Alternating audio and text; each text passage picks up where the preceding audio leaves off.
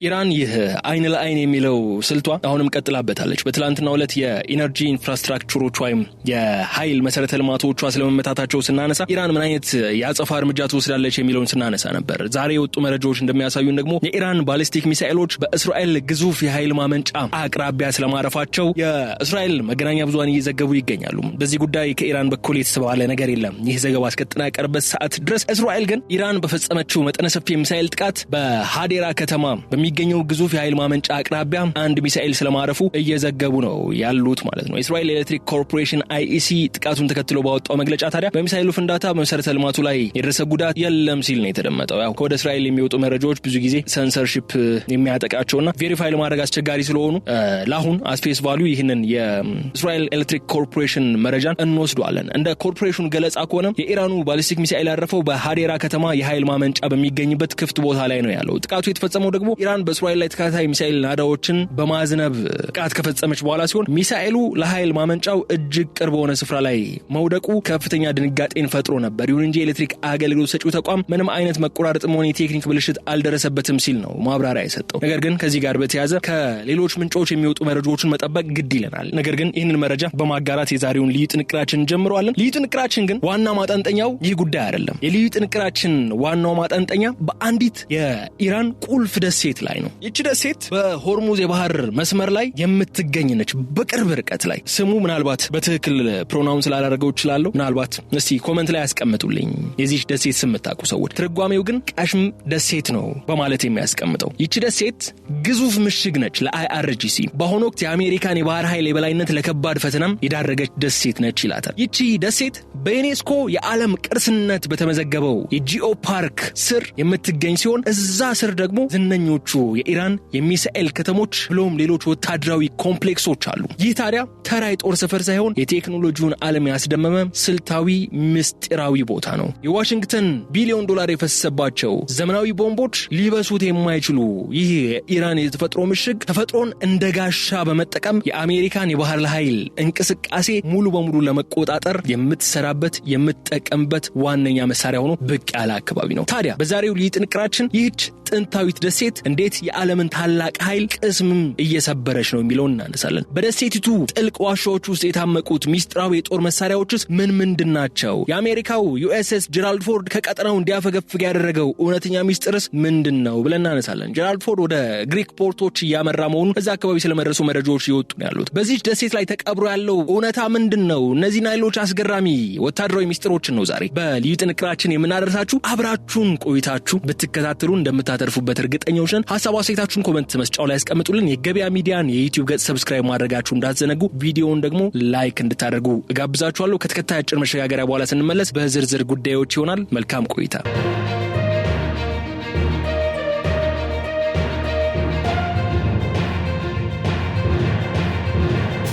በአሁኑ ወቅት በመካከለኛው ምስራቅ እየተከሰተ ያለው ወታደራዊ ፍጥጫ የዓለምን ትኩረት በሳበበት በዚህ ወቅት የኢራን ስትራቴጂካዊ ምሰሶና ብቅ ያለችው ቃሽም ደሴት የጦርነቱን አቅጣጫ የመቀየር አቅም እንዳላት እየታየ ነው ያለው። በቀጥታ ወታደራዊ ግጭት ውስጥ አሜሪካ ያላትን የቴክኖሎጂ የበላይነት ለመቀነስ ቴህራን የተጠቀመችበት ዋነኛው ስልት ተፈጥሮን እንደ ጋሻ መጠቀም የሚለው መርህ ነው። ይህም በተለይ በዚህችው ደሴት ላይ በሚገኘውና የሚሳኤል ከተማ ተብሎ በሚጠራው ግዙፍ ከመሬት በታች ያለው ወታደራዊ ኮምፕሌክስ ውስጥ በግልጽ ይስተዋላል። ይህ ስፍራ ተራ የጦር ሰፈር አይደለም። ይህ ስፍራ የዩኔስኮ የዓለም ቅርስ በሆነው ጂኦ ፓርክ ስር የተደበቀ እጅግ ዘመናዊ የሆኑ የባህር ላይ ተተኳሽ ሚሳኤሎችንና ሰው አልባ አውሮፕላኖችን የያዘ ከአሜሪካ እጅግ ዘመናዊ ቦምቦች ጥቃት ራሱን መከላከል የሚችል የተፈጥሮ ምሽግ ነው። ይህ ከመሬት በታች የሚገኘው ምሽግ ስልታዊ ጠቀሜታው የሚጀምረው ከሆርሙዝ የባህር ወሽመጥ ጋር ካለው ቅርበት ነው። ደሴቲቱ በወሽመጡ መግቢያ ላይ እንደ አንድ የማይናወጥ የጥበቃ ማማ ሆና ተተክላ ነው የምትገኘው። አሜሪካ በክልሉ ያላትን የባህር ኃይል የበላይነት ለማስከበር የምትጠቀምባቸው ግዙፍ የአውሮፕላን ተሸካሚ መርከቦች በዚህ ጠባብ የባህር መስመር ውስጥ ሲገቡ ለዚች ደሴት ሚሳኤሎች ቅርብና ቀላል ኢላማ ይሆናሉ። የኢራን ወታደራዊ አመራሮች ደግሞ ይህንን የተፈጥሮ አቀማመጥ በመጠቀም የአሜሪካን የባህር ኃይል እንቅስቃሴ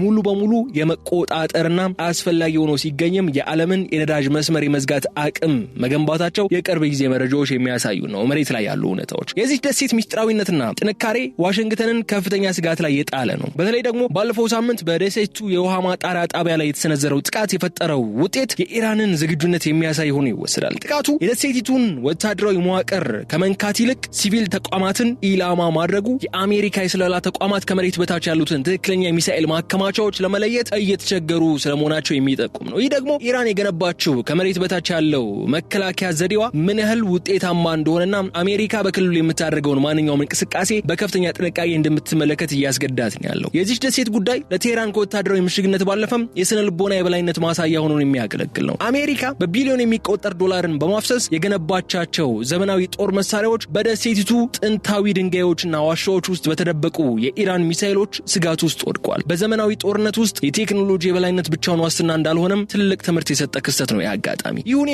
ኢራን በድርድር ጠረጴዛ ላይ ያላትን የመደራደር አቅም ከፍ ሲያደርገው፣ አሜሪካ ግን በአካባቢው ያላትን ወታደራዊ አማራጮች እጅግ ውሱንና አደገኛ እንዲሆኑ አድርጎባታል። ይህ እንዴት መረዳት እንዳለባችሁ ልንገራችሁ። አሜሪካና እስራኤል አይደለም የነዚህ ደሴቶችና የሚሳኤል ከተሞች መገኛ ይቅርና አያቶላህ ኻሜኔ ስብሰባ ላይ በነበሩበት ለመግደል የሚያስችላቸውን ፕሪሲዥን የተሞላበት ጥቃትን መፈጸም የቻሉ ነው። በዚህ ሰዓት ፐርሰናሊ አሜሪካና እስራኤል የነዚህ አንደርግራውንድ ያሉ የኢራን የሚሳኤል ከተሞች መገኛ ቦታ አያቁም ለማለት አልደፍርም በግሌ። ለምን ካላችሁ የኢራንን የውስጥ የደህንነት መዋቅር በዝብዘው ማግኘት የሚገባቸውን የሚፈልጉትን መረጃ ለመሰብሰብ ችሏል። ነገር ግን እስካሁን ድረስ ኢራን ለምንድን ነው ሚሳኤል እየተኮሰች ያለችው ካላችሁ የኢራን የደህንነት መዋቅር የስለላ መዋቅራቸው ሳይሆን ሚሳኤሎቻቸውና ድሮኖቻቸውን ለመጠበቅ የሰሯቸው ዋሻዎች በአሜሪካ ዘመናዊ ባንከር ባስተር ቦምቦች ሳይቀር ሊገኙ ባለመቻላቸው ነው። የኢራን ተፈጥሮአዊ አቀማመጥና መልክዓ ምድሯ በዚህ ጦርነት ላይ ትልቅ እገዛ ያደረገላት ስለሆነ ነው። ለዚህም ነው ዛሬ እቺ ደሴት አይደለም የአሜሪካና የእስራኤል የስለላ ተቋማት ዓለም አቀፍ የሚዲያ ተቋማት ራሱ የሚያውቋት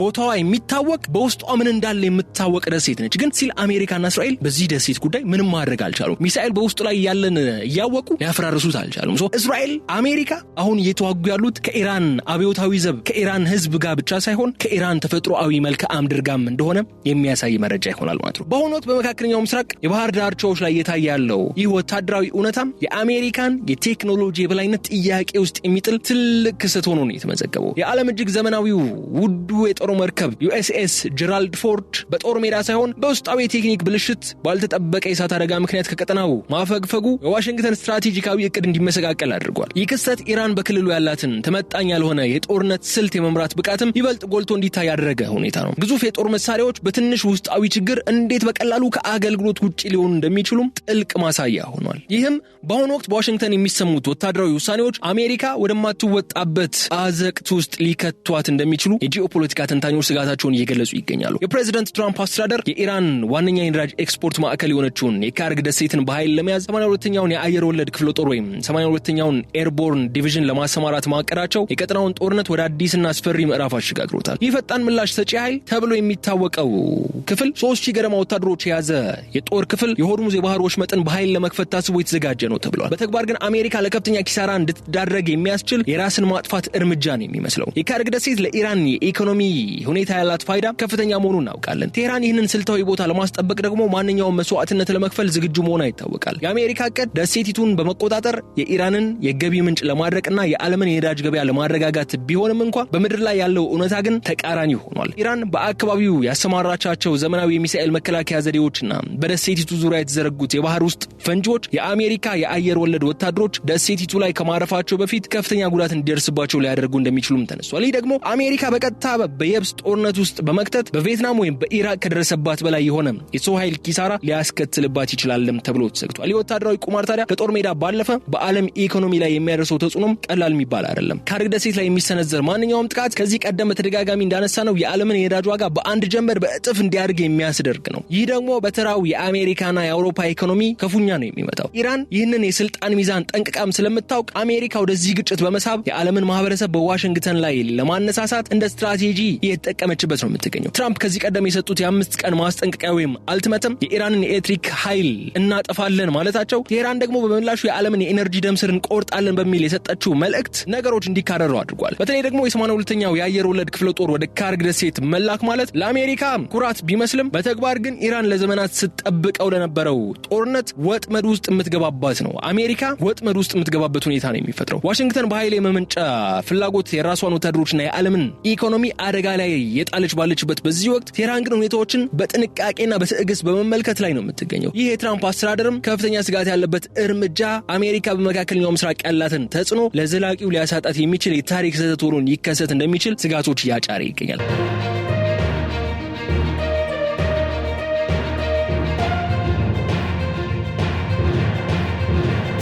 በቅርቡ የፕሬዝዳንት ትራምፕ አስተዳደር በኢራን የኃይል መሰረተ ልማት ላይ የሰጠው የ5 ቀናት የጊዜ ገደብ ወይም አልቲሜተም በዋሽንግተን እይታ ቴህራን ለማንበርከክ የታለመ ቢሆንም በምድር ላይ ያለው እውነታ ግን የተገላቢጦሽ ውጤት እያመጣ ነው ያለው። አሜሪካ የኢራንን የኤሌክትሪክ ኃይል መረብ ወይም ፓወር ግሪድ ኢላማ እንደምታደርግ ዝታለች። በኢራን ህዝብ ዘንድ ደግሞ ይህ ፍርሃትን ከመፍጠር ይልቅ ለዘመናት የቆየውን የጸረ ወረራ ስሜትና ብሔራዊ አንድነት እንዲቀጣጠል አድርጓል። ይህ የአሜሪካ ማክሲማም ፕሬሸር ስልት ቴህራንን ከውስጥ ለመናድ ታስቦ የተሰራ ቢሆንም በተግባር ግን የኢራንን መንግስትና ህዝብ አንድ ዓላማ ስር እንዲሰለፉ ያደረጋቸው ነው የሚገኘው። ይህ የ5 ቀናት ማስጠንቀቂያ በኢራን ስልታዊ ምላሽ የታጀበ ነው። ቴህራን ይህንን ዛቻ እንደ ድክመት ሳይሆን እንደ እድል ነው የተጠቀመችበት። ኢራን ለ10 ዓመታት በከባድ ማዕቀብ ውስጥ የኖረች መሆኗ መሰረተ ልማቶቿ ካልተጠበቁ ጥቃቶች የመከላከልና በራሷ አቅም የመጠገን ከፍተኛ ልምድን አካብታለች። የአሜሪካ ዛቻ በወጣ በጥቂት ሰዓታት ውስጥ ኢራን ሲቪል መከላከያ ኃይሎችና የኢነርጂ ባለሙያዎች የኃይል ማከፋፈያ ጣቢያዎችን ከመሬት በታች ወዳሉ ምሽጎችና ይበልጥ ደህንነታቸው ወደ ተጠበቀ ስፍራዎች የማዛወር ስራ እንዲጀምሩ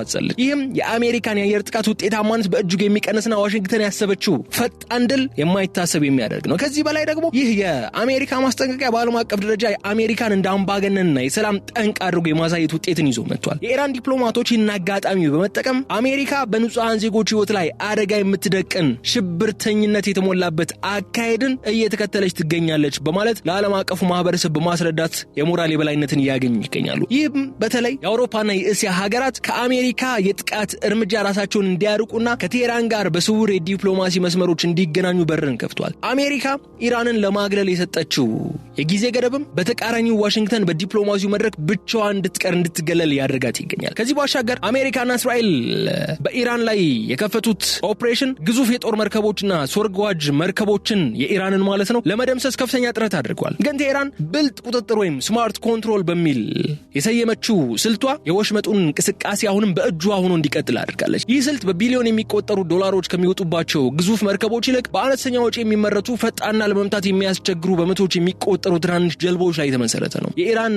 አብዮታዊ ዘብ ወይም IRGC የባህር ኃይሉ የሚጠቀመው ስዎርም ታክቲክስ ወይም የመንጋ ጥቃት ስልት የአሜሪካን ዘመናዊ መከላከያዎች አቅም የሚፈትኑ ነው የተገኘው። እነዚህ ትናንሽ ጀልባዎች በሚሳኤል በቶርፒዶና አንዳንዴም በፈንጂ የተሞሉ ናቸው። ለካሚካዝ የመሳሰሉ በመጠቀም በአንድ ጊዜ ከ10ና ከ20 አቅጣጫዎች ወደ ግዙፍ የአሜሪካ አጥፊ መርከቦች ወይም ዲስትሮየሮች ይተኮሳሉ። አሜሪካ እነዚህን ጀልባዎች ለመምታት የምትጠቀምበት እያንዳንዱ ሚሳኤል በሚሊዮን የሚቆጠር ዶላር የሚያወጣ ነው። ኢራን ጀልባዎቿ በጥቂት ሺህ ዶላሮች የሚመረቱ ናቸው። ጦርነቱ ለዋሽንግተን ከአቅሟ በላይ የሆነ ውድ እንዲሆን ያደርግባታል። ከዚህም በላይ ኢራን በባህር ወሽመጡ ውስጥ የዘረጋችውን የባህር ውስጥ ፈንጂ ወይም ኔቫል ማይንስ አሜሪካን ለከፍተኛ ስጋት ይዳርጋት ነው ያለው። አሜሪካ የባህር ውስጥ ፈንጂዎችን የማጽዳት አቅሟ ወይም ማይን ካውንተር ሜጀርስ ዝቅተኛ መሆኑና የወሽመጡ ውሃ ጥልቀት የሌለው ጭቃማ መሆኑ የፔንታጎን መርከቦች በከፍተኛ ፍርሃት እንዲንቀሳቀሱ ነው የሚያደርጋቸው። ኢራን ወሽመጡን ሙሉ በሙሉ ከመዝጋት ይልቅም ጠላት የምትላቸውን አገራት መርከቦች ብቻ በመለየትና በማጥቃት የዓለምን የነዳጅ ገበያ በማናጋት ላይ ነው የምትገኘው። ይህ የኢንሹራንስ እገዳ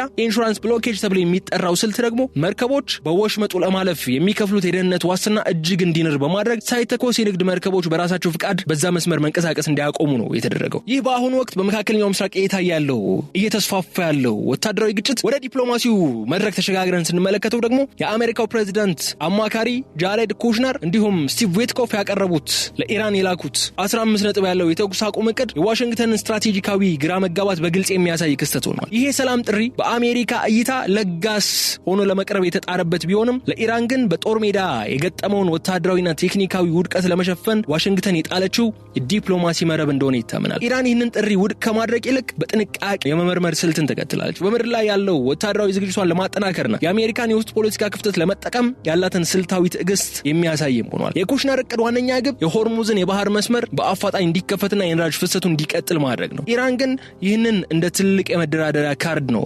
እየተጠቀመችበት የምትገኘው። ቴህራን በተኩስ አቁም ድርድሩ ስም ጊዜ በመግዛት በቅድሟ ደሴት ቀሽም ደሴት እንዲሁም በሌሎች ከመሬት በታች ባሉ ምሽጎቿ የሚገኙትን የሚሳኤል መጋዘኖች በድጋሚ እያደራጀች መሆኑ የጂኦፖለቲካ ተንታኞች እየገለጹ ይገኛል።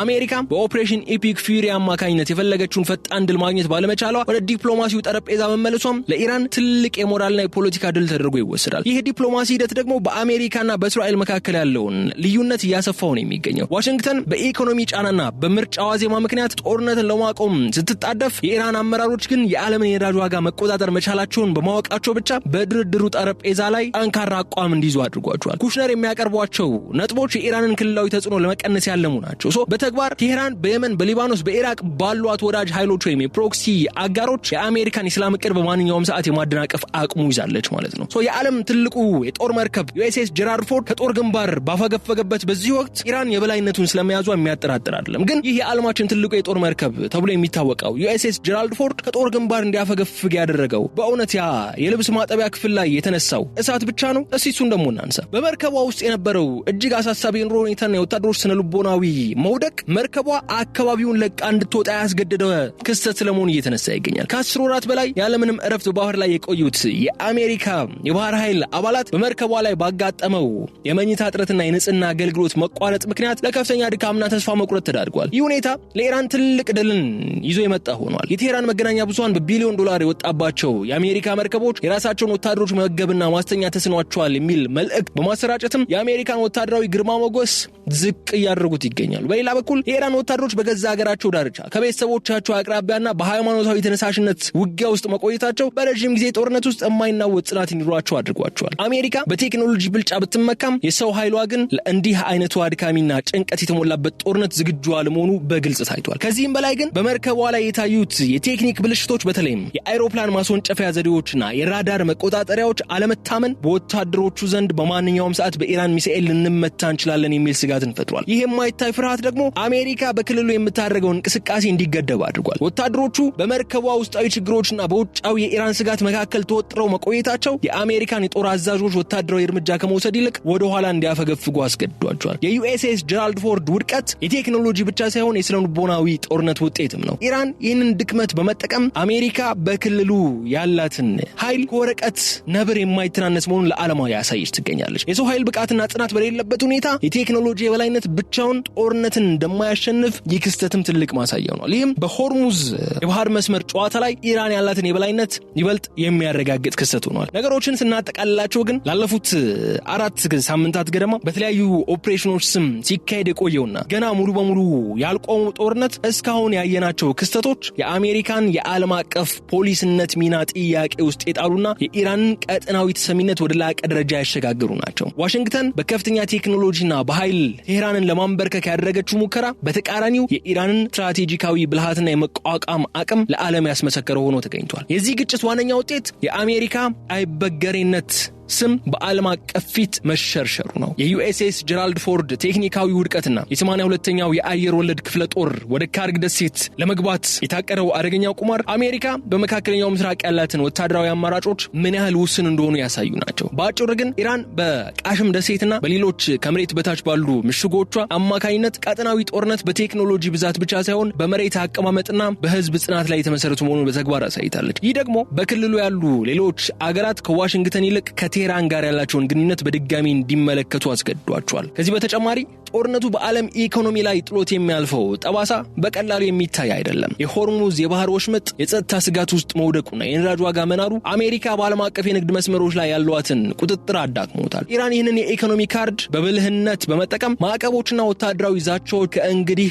ውጤታማ እንዳይሆኑ ለምዕራባውያን ግልጽ መልእክትን አስተላልፋለች። የትራምፕ አስተዳደር የሰጠው የ25 ቀናት አልቲሜተም ሳይሳካ የቀረን የሚመስለው ለምን ከተባለ ትራምፕ ለ5 ቀናት እፎይታ ጊዜ ቢሰጡም ከዛ በኋላ የኢራን መሰረተ ልማቶች የኢነርጂ መሰረተ ልማቶች ተመቷል። የእስራኤል የኢነርጂ መሰረተ ልማቶች ተመቷል። በገልፍ ሀገራትም የኢነርጂ መሰረተ ልማቶች ተመቷል። ፌል አድርጓል ትራምፕ ያስቀመጡት የ5 ቀን ቀነ ገደብ። በዋሽንግተን የውስጥ ፖለቲካ ላይ ደግሞ ይህ ከፍተኛ ኪሳራ ሊያስከትል እንደሚችል ነው የሚጠበቀው። ታዲያ የዚህ ግጥሚያ ተጫዋቾች አሁን ወደ ድርድር ጠረጴዛው የተመለሱ ቢመስልም የኃይል ሚዛኑ ግን ለዘላቂው ተቀይሮ ነው ወደ ድርድር የገቡት። ኢራን በዚህ ግጭት ውስጥ ያሳየችው ወታደራዊ ትዕግስትና ስልታዊ ብልጫ በመካከለኛው ምስራቅ አዲስ ምዕራፍን የከፈተ ነው። አሜሪካ ከዚህ ጦርነት የምትወጣው በቢሊዮን የሚቆጠር ዶላርና የፖለቲካ ክብር አታ ነው የምትወጣው። ቴህራን ግን የቀጠናውን የማይታለፍ ኃይል መሆኗ በደማቅ ቀለም ጽፋ ነው የምትወጣው። ይህ የታሪክ ጠባሳ ለመጪዎቹ 10 ዓመታት በአሜሪካና በኢራን ግንኙነት ላይ ጥላውን ማጥላቱ የማይቀር ነው በማለት የዕለቱን ልዩ ጥንቅራችን እዚህ ላይ እንቋጫለን። በቀጣይ በሌላ ጉዳይ መልሰን እስክንገናኝ ድረስ መልካሙን ሁሉ ለእናንተ እንመኛለን። የገበያ ሚዲያን